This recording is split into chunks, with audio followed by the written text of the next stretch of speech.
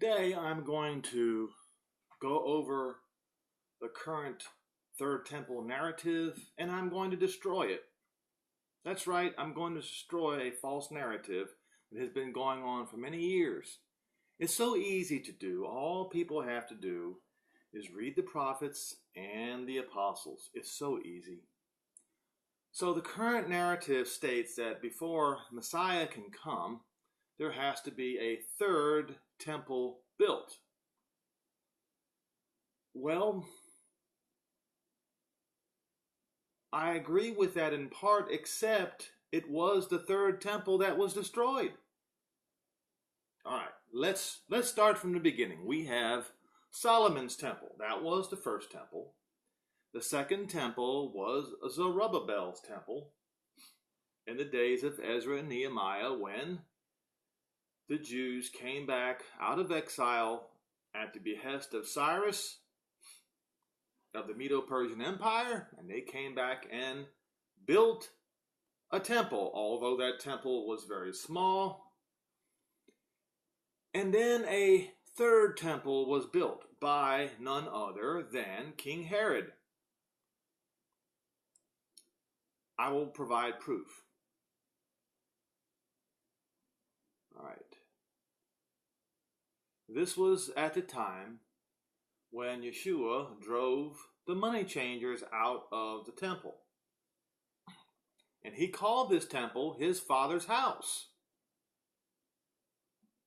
All right, I will start in verse 10 of John 2. And the Jews' Passover was at hand, and Yeshua came up to Jerusalem and found him in the temple, and he found in the temple those that sold oxen, sheep, and doves, and changers of money sitting. And when he had made a scourge of small cords, he drove them all out of the temple, and the sheep, and the oxen, and poured out the changers' money, and overthrew the tables.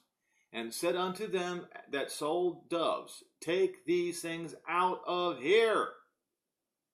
Do not make my Father's house a house of merchandise. So Herod's temple was his father's house. He says so. Now, verse 17, and his disciples remembered that it is written, The zeal of your house has eaten me up. And so here we go again. The prophets prove that Herod's temple was indeed the Father's house.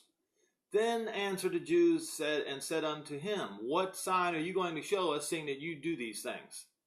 Yeshua answered and said unto them, Destroy this temple, and in 3 days I will raise it up.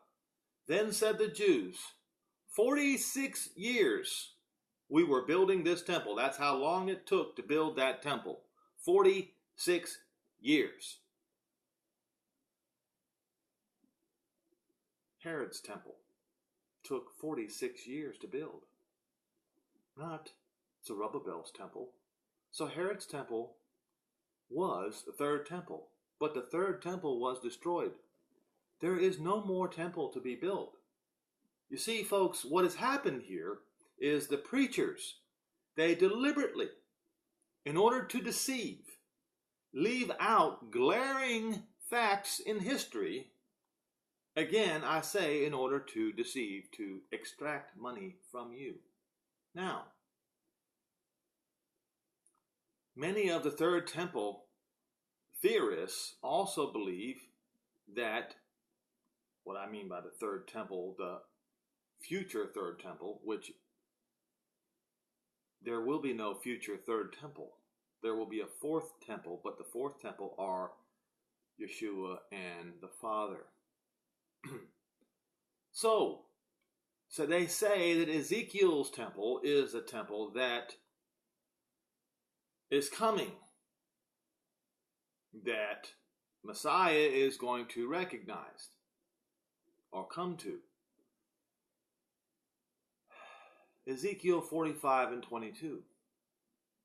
This is talking about Ezekiel's temple. And upon that day shall the prince, that's the king, shall provide for himself and all the people of the land a bull for a sin offering.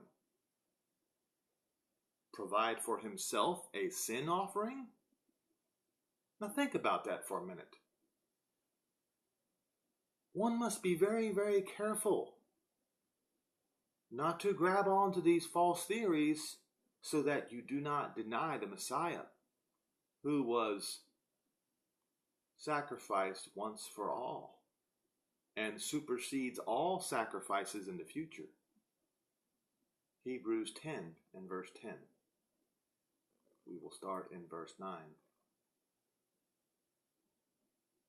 I actually start in verse 8. Above all, when he said, in sacrifice and offering and burnt offering and offering for sin, you would not want, he doesn't want a sin offering. He does not want that bullock for a sin offering. Neither did you have pleasure therein, which were offered by the old covenant.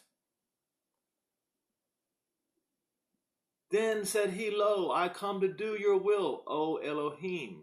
He takes away the first, that he may establish the second. He takes away the first covenant, so that he may establish the second, by which we all are sanctified through the offering of the body of Yeshua Messiah once for all. And every priest, that's a Levitical priesthood, stands daily ministering and offering oftentimes the same sacrifices which can never take away sins. So clearly, the prince of Ezekiel 45, verse 22, is not the coming prince. If he has to offer a sin offering for himself,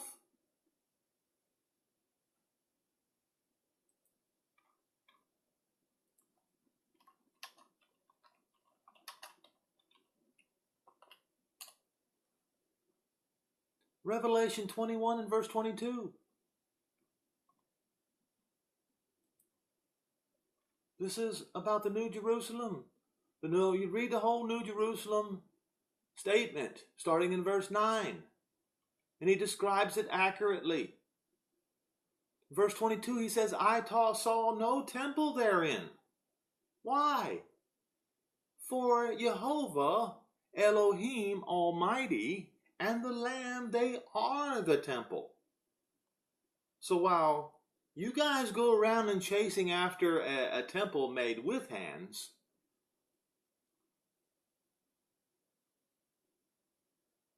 I seek the temple, and there are others who do as well, which are made without hands.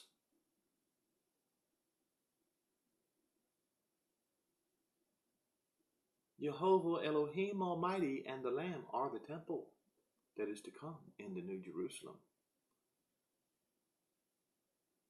So the current third temple narrative is a false narrative.